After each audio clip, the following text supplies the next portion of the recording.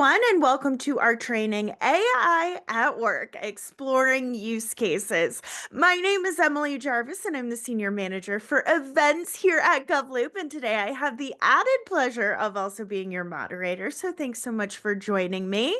And a special thank you to our partners at Dayforce, Salesforce, and AWS for helping us put on this session today. So let's get to it because AI, and specifically generative artificial intelligence, is the word and the theme and the vibe of 2025 because the potential is massive. But with such a wide berth of possibilities, AI can feel quite overwhelming. It can be hard to understand how your agency can apply the technology in a meaningful way. Should you start small or go big? Which department or team in your agency should move forward with AI first? Who are the stakeholders? And how will you measure and communicate success? Well, today, our experts are going to answer some of those questions by telling you practical use cases that they have worked on themselves about how to apply AI at your organization. But before we get to all of that, I do have a few housekeeping items to go over with you all. And you may notice we're on a new platform. So if you have any questions or run into any tech issues, definitely let us know. But we still have some great resources for you available on the console under the resources button. You'll find that along the bottom panel. You'll find the resources under the links and documents tab. You can also see our speakers and their titles and a little bit more about them. So make sure you check those out. If you want to access the closed captioning feature, just look for the show captions icon on the bottom right-hand side of the panel. We, of course, hope you don't have any technical difficulties, but if you do, send us a message through that Q&A tab, and my colleague will help you out. And of course, you can submit questions to our speakers in that same tab, and we want your questions, so don't you dare be shy. Put your questions in early and often. You can also chat with your fellow government attendees using the chat button on the bottom panel. Finally, we are recording this training, so check your inboxes tomorrow because we'll email you a link so you can check the entire session on demand. All right, with all of that out of the way, let me introduce you to our speakers. Joining us, we have Rudolph Rojas, who is the Information Technology Manager at the U.S. Department of Agriculture. We also have Gianluca Cairo, who is the Vice President for Operations and Strategy for Public Sector at Dayforce. We also have Dominic Delamino, who is the Vice President and Field Technology and Engineering at Amazon Web Services worldwide for public sector. And last but certainly not least, we have Paul Tatum, who's the Executive Vice President for Solutions Engineering at Salesforce. Thank you so much for being with us today. And to get to the bottom of all of these AI use cases, I sat down with our speakers. Here are those conversations.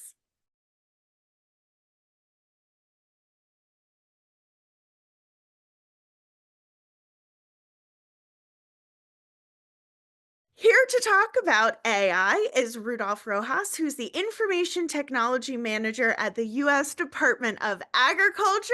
Rudolph, thank you so much for being with us. My pleasure. Nice to see you, Emily. So AI, it was a big theme in 2024. It's going to continue to probably be a big, if not bigger theme in this year, in 2025. What are some of the steps that agencies really need to take in order to prepare themselves to really utilize this technology? What is that foundational piece you need?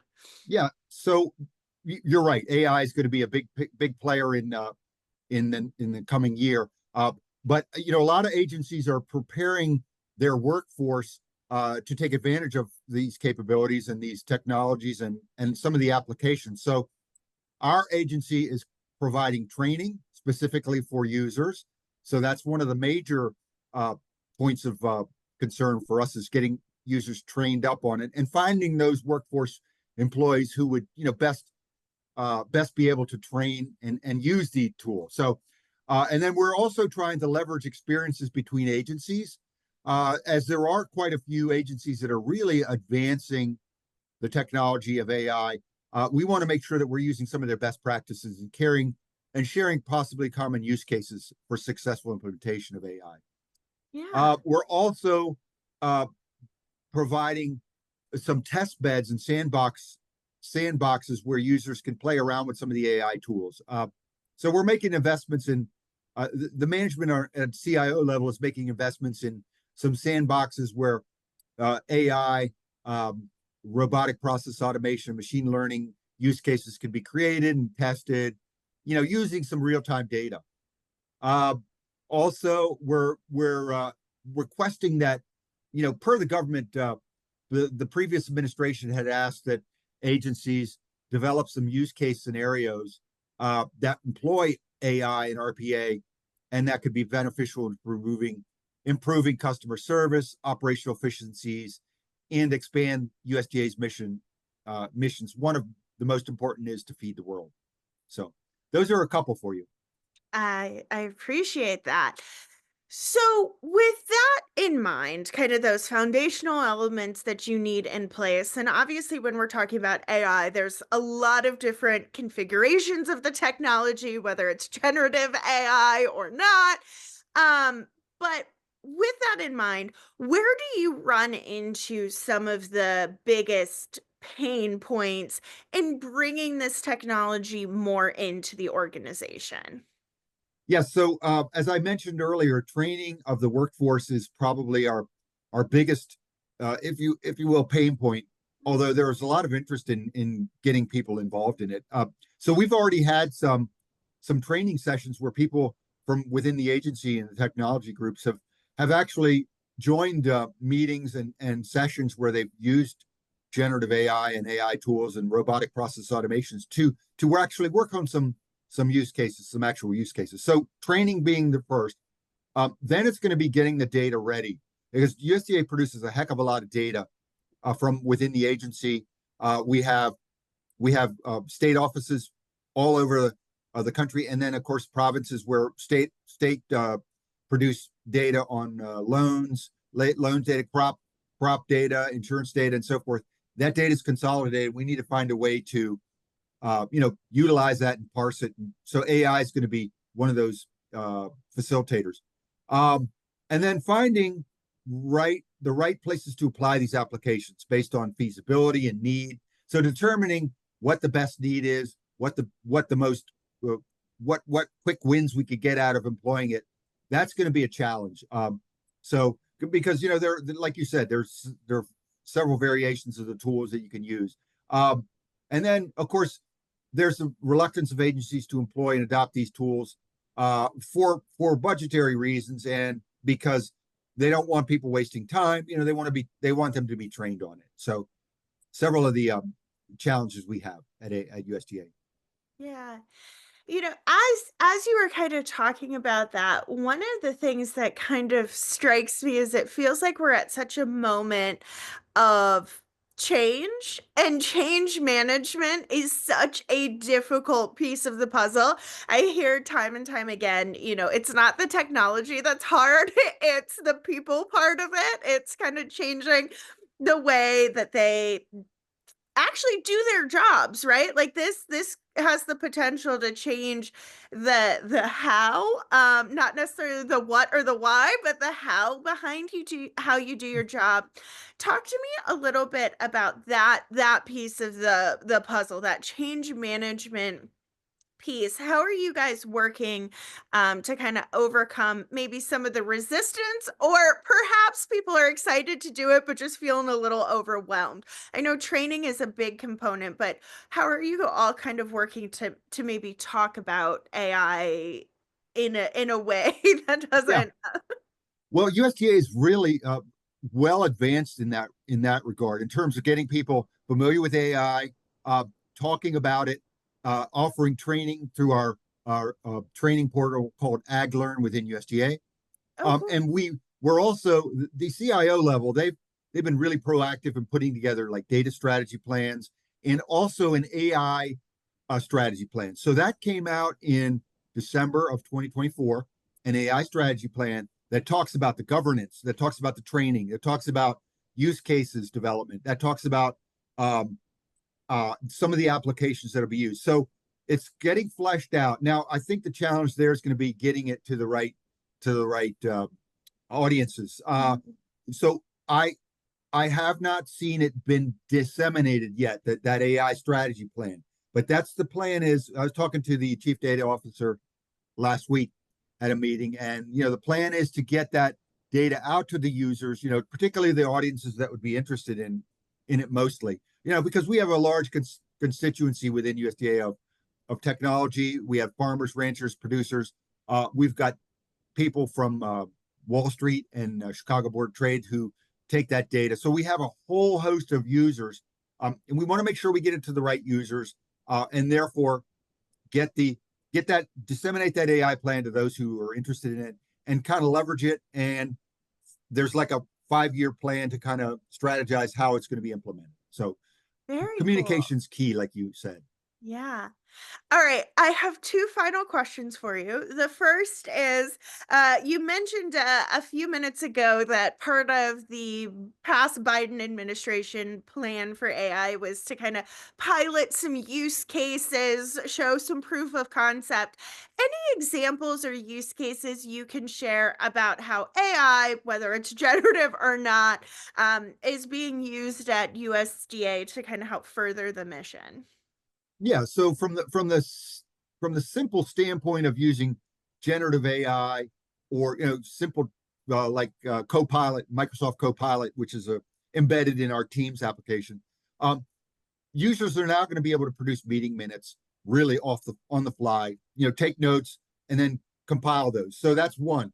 Another one is, we're involved in a lot of acquisitions, so software acquisitions, um, vendor contract support acquisitions, and so from the software standpoint, we're looking at using AI to kind of parse through products that might be useful to us, and in a simple way to get the most efficient use of applications based on a set of variables. And then with regard to the acquisition, like this one I'm working on, we've got about 60 interested parties in there. So rather than pour through 60 or requests for information or requests for proposal, we'll be able to feed some of the data in, using keywords, and then the AI will generate a list of contract support people that might provide the needs, the skill sets we need within budgets and all that. So there are variables that we're learning to set, and so it's at the very infancy of this right now, but it's already showing that it'll reduce time to do these reviews, these policy or these contract reviews, and maybe do a better case. Now that said, we always have to be careful too, because um, these AI tools are not infallible, right? I mean, a lot of them don't do math. A lot of them, produce, as like generative AI will produce some things that are kind of dubious. So we've got to really be careful about that and use it judiciously. So Yeah. now another one that I'll talk about finally is, and this is out in the field. We use users like farmers out in the states that produce crops and so forth. They're maybe getting a grant from the government to hold over cropland and not farm it, and then they get a grant for doing that to keep prices at a certain level. Now we're doing we're providing geospatial reviews of their cropland and making sure that they're in adherence with those regulations. Then we'll take that data, feed it into an AI tool, and produce reports, about who's in compliance and who's not. So compliance is going to be uh, really beneficial. So I could tell you more, but I don't want to, really.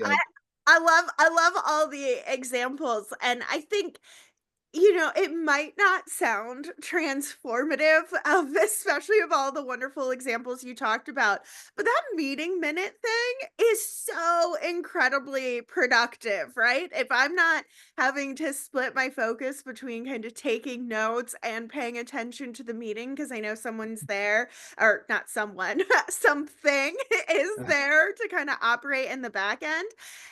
That is such a huge time save and such a huge, relief, and I think sometimes when folks think of AI, they think of these really complicated use cases, and there's definitely ones like that, but there's also really simple fixes that can have major impact. So I appreciate you kind of sharing both ends of the spectrum there when it comes to AI. Of All right, course. final thought or question for you. And this one's a little bit different, but AI has been so talked about, right? There has been, I'm not sure a news article that has happened that doesn't reference AI in some way, shape, or form. How can folks get a better handle on this technology? How do you separate kind of the myth that AI has become from the reality on the ground? How do you actually understand the practical implications without getting maybe lost in all of the chatter? That's a really great question, Emily. And just a little anecdote here. So if you look at the uh, the corporate America, or Mhm. even corporations around the world, there's only 20% of corporations that are really utilizing AI at this point. Because it's new. It's actually not new. It's been there for over Yeah. 10 years, right? In so in one form or another. But the tools are getting so much better. So I guess to get over the chatter, like I told you earlier, USDA is providing training now. So what we're thinking, what I've heard they're going to do is, have your managers, my manager, say, hey, as part of your performance review, we'd like you to take a set of training courses in the AgLearn tool on AI or process automation or machine learning, and then that'll get you the experience you need. You may not be using it in your daily lives right away, but it will get people more educated about it, right? Because a lot of people, it's an older workforce, and a lot of people are afraid of technology. So if they know that it's not going to take their job away, that it's going to maybe enhance their productivity, then they'll be more willing to do that, right? Now, of course, some people may lose their jobs, but within USDA, the plan is to educate people. So educate, train, make it part of the performance plan, and and also it will allow people from younger people to come into the agency, because we got an older workforce, as I mentioned. They're going to be moving away, retiring. So we need to bring in people who are interested in these technologies, and the younger generations are totally on top of it already. So that's a challenge. The challenge is going to be to make USDA look like a cutting edge agency where people will want to work. That as opposed to working at a Google or a Microsoft where technology is order of the day. So that's a challenge we got as well. Bringing in a skilled workforce. So upskilling is going to be key, and then bringing in new workforce that's skilled. So Wonderful. Well, thanks so much for sharing your expertise with us. you're welcome.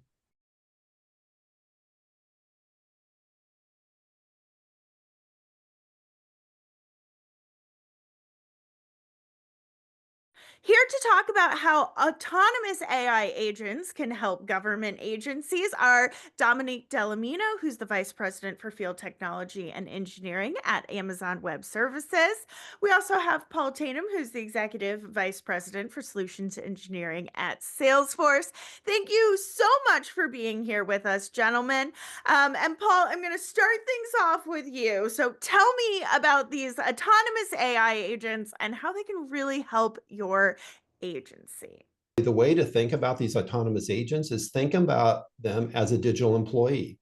And if you really think about government and everything that government has on their plate to do, if you could add 10, 100, 1,000 digital employees to help you with your task, why wouldn't you do that? You heard me say the word digital employee or digital workforce, and it's really as easy as onboarding a new employee. I was with a customer the other day, and they're like, Paul, show me how to build an autonomous agent. How do I use Agent Force to add to my workforce to work alongside my human employees?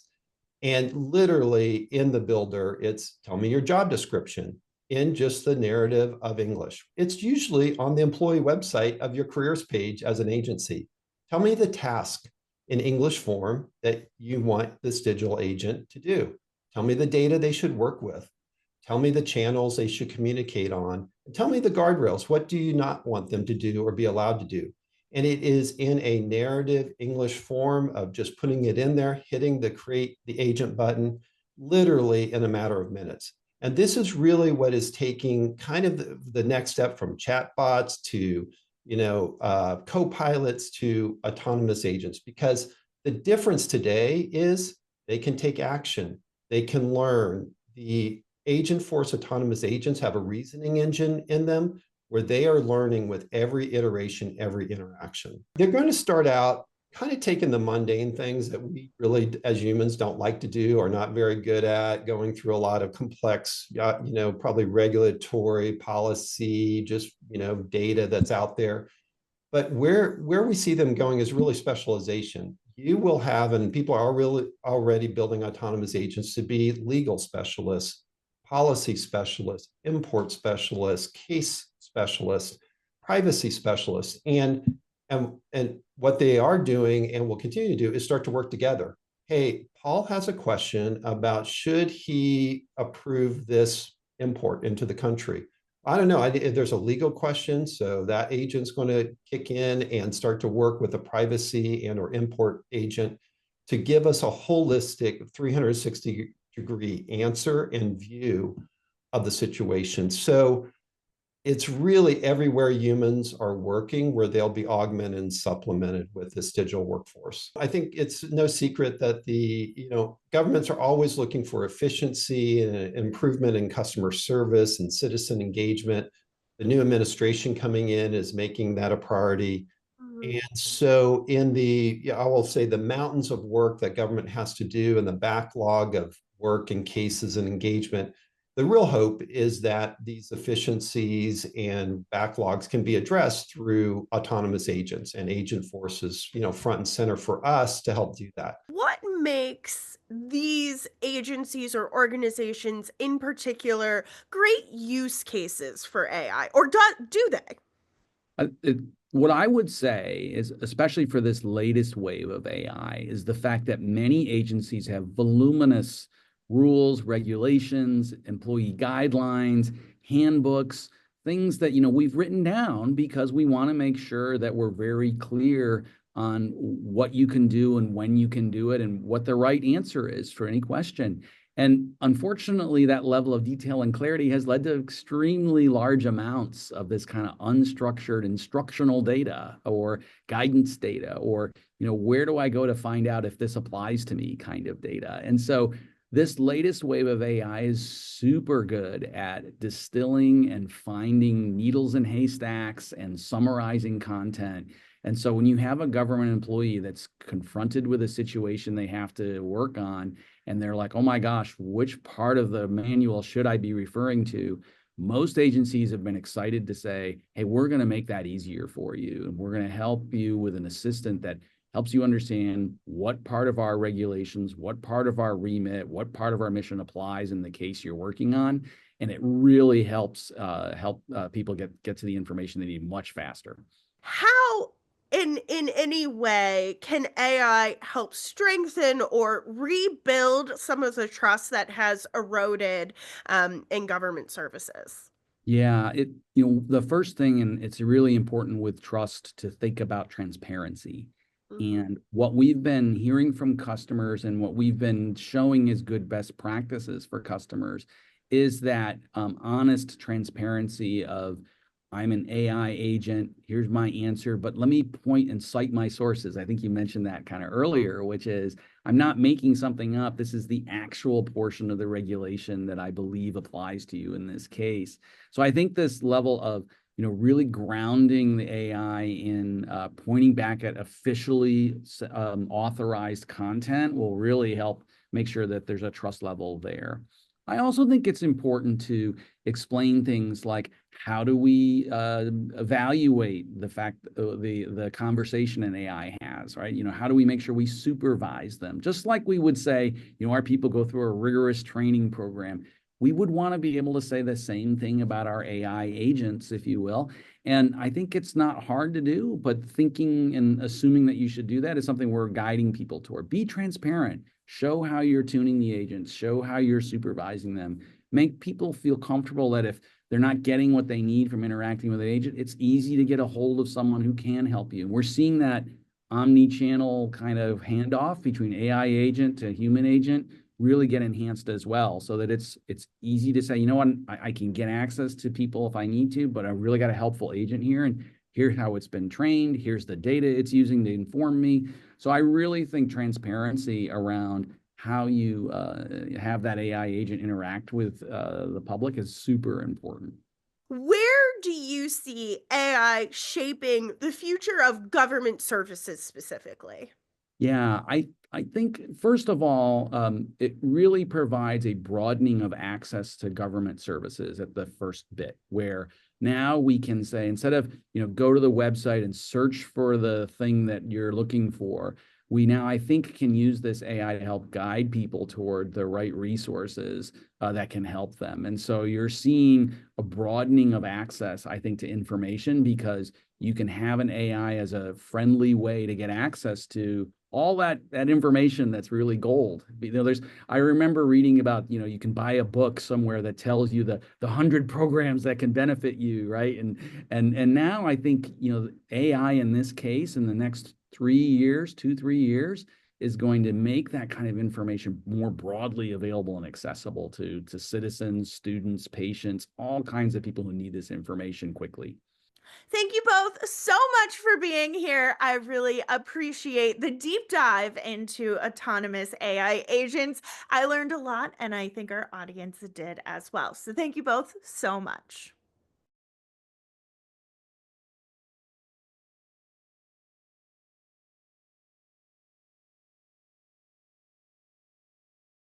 Here to talk about how AI plays a role in workforce transformation is Gianluca Cairo.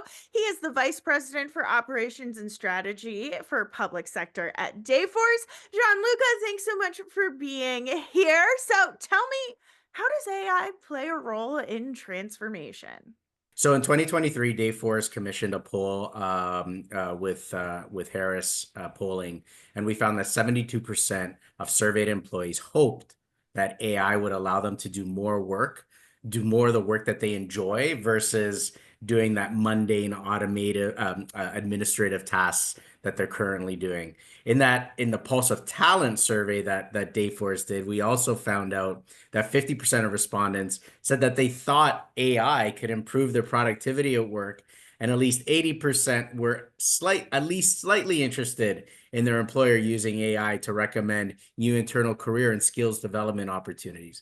So employees are very excited about the prospects of AI, but obviously they're also a little nervous and apprehensive around maybe possible disruptions. But fundamentally, AI can really help organizations realize their people potential by automating some of those mundane tasks. And let me be very specific as it relates to our solution set at Dayforce. Our AI capabilities are across our entire human capital management suite. So we do everything from hire to retire, and we have all of those modules on one single data architecture, which means that pulling that data, pulling those reports in a real-time kind of way is absolutely possible, and frankly, a differentiator for us. So as it relates to AI, I'll point to two examples. Dayforce Copilot. So think about this as AI becoming a teammate to your workforce. Copilot, by either typing in requests or speaking via audio and making requests, can do anything from answering simple HR questions, again, to automating some of those routine tasks, and just overall helping to improve productivity. The second feature that I'll just highlight is our Career Explorer. This is an AI-driven career pathing tool and hyper-personalized career guide that completely reimagines how organizations offer career pathing by focusing on skills and really taking that proprietary data that your organization has and providing meaningful guidance and advice to employees as they think about their career within your organization, as opposed to looking outside. I could definitely use that myself because sometimes I'm like, what training should I do next? How should I kind of get to the next level? And I'm like, I don't know what I should be doing. So if I had a little team bot that could kind of help me, I would really appreciate that. That being said, obviously there are challenges and concerns that come along with AI, whether it's ethical or security based, anything like that. Where do you see some of the pitfalls or potential challenges that agencies really need to navigate as they bring AI more into the mix? Yeah, such a great question. So I think the first place to start is around trust. Uh, Mm, AI, in order for AI to be successfully deployed in any organization, there has to be a level of trust with the artificial intelligence that's being introduced. So when you think about trust as being one of those critical enablers of AI adoption, um, married very closely to that is the importance of transparency. So at Dayforce, we have developed a set of AI ethics principles, which are deliberate and responsible, which demonstrate our deliberate and responsible approach to AI by transparently showing the organization how some of those language models are coming up with the recommendations and the conclusions that they are. And that once you have that level of transparency, then you can start to build trust, and therefore AI can truly be adopted within your organization. The second thing I would highlight is the importance around data. mm, AI is all about data. And therefore, when you think about what AI is going to be producing or recommending or some of that predictive functionality, you need to make sure that your data strategy is sound. So, in order to do so, before implementing any type of AI with people data, organizations must have a solid foundation of clean, secure, and private data. And the third thing I would just point to, as an organization thinks about bringing on AI into their environment, I know everybody's talking about it, but maybe your organization culturally isn't at the level it needs to be or ready to adopt those technologies. So don't introduce AI simply for the sake of introducing it. Think about where your organization is in its maturity and its potential acceptance of AI, and be thoughtful about when introducing it. So, a term that I use often in the public sector is a tool like Dayforce can innovate at your pace. And what I mean by that is there's so much functionality within the Dayforce platform that maybe it would be too much for an organization to adopt at a given moment. However, know that that solution will always be ahead of the curve. So you can pull in functionality and turn on functionality as your organization becomes ready to adopt it. And the same thing applies to AI. An organization can simply turn off the AI functionality until which point it is really ready to endorse it internally. I love that. It's kind of like a know as you grow type of thing.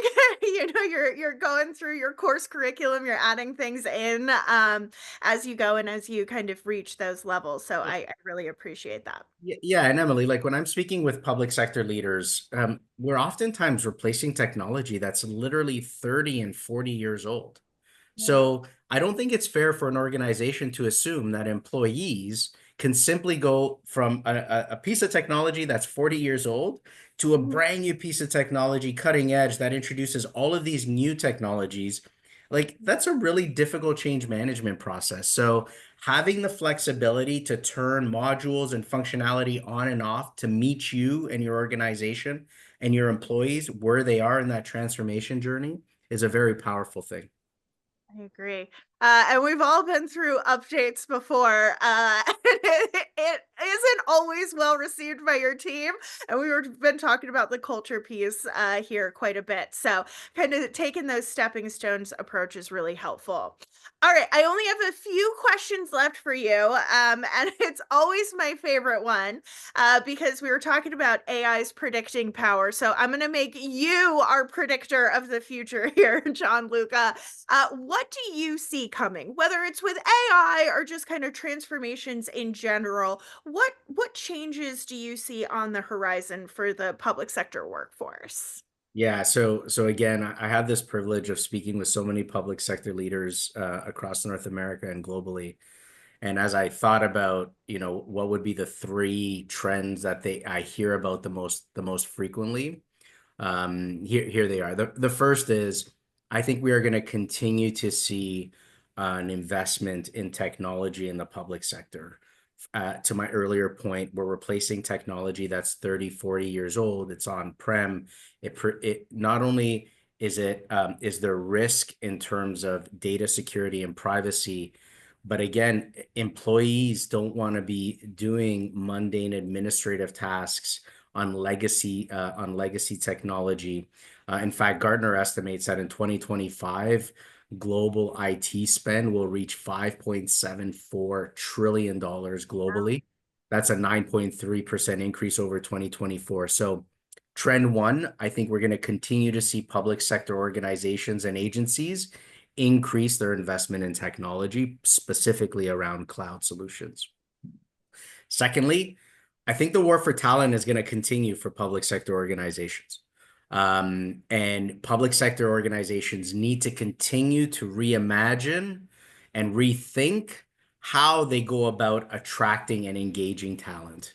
And I think connected to that will be their continued move towards looking to technology solutions, modern technology solutions like Dayforce, that are a single platform that allows them to reduce their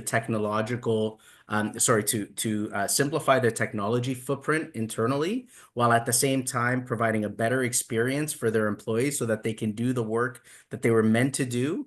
And at the same time, it'll, through cloud solutions, again, protect data privacy far more than an on-prem solution could do. And then the third thing, I've kind of hinted at it in both the two previous trends.